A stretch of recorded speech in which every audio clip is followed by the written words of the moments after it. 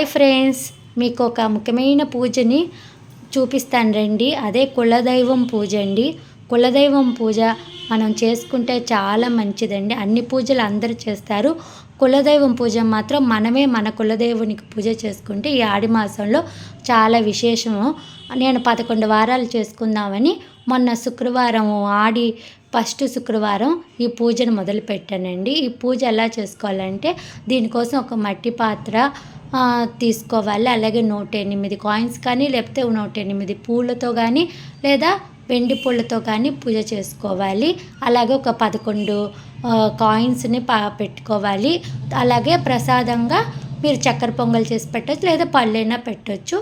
అలాగే బియ్యాన్ని కూడా దీంట్లో సగం కుండ వరకు మనం బియ్యాన్ని పోసుకొని దాని మీద ఒక మూత పెట్టి దాని మీద ఒక దీపాన్ని రెడీ చేసుకోవాలి. నువ్వుల నూనెతో కానీ నెయ్యితో కానీ దీపం వెలిగించుకొని దాని చుట్టూరు మనం పూలు పెట్టుకొని తాంబూలం పెట్టుకొని ఫస్ట్ విఘ్నేశ్వరుని పూజ చేసుకోవాలండి. ఏ పూజ చేసుకున్నా మనం ఫస్ట్ విఘ్నేశ్వరుని పూజ చేసుకుంటే చాలా మంచిది.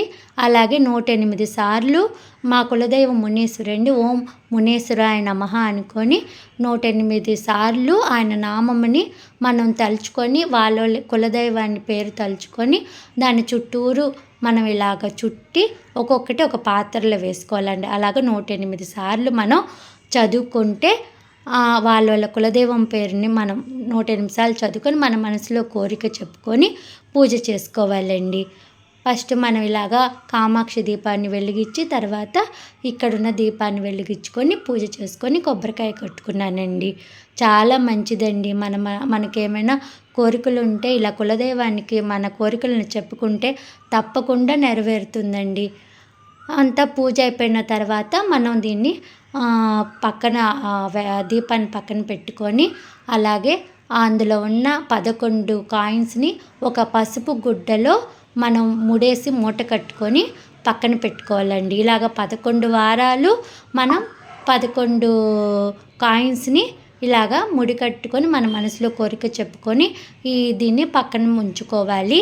ఎక్కడ మనం మంచి ప్లేస్లో దీన్ని అలాగే ఈ కుండని భద్రంగా పెట్టుకోవాలి. మళ్ళీ నెక్స్ట్ వీక్ దీంట్లోనే మనము పూజ చేసుకోవాలండి.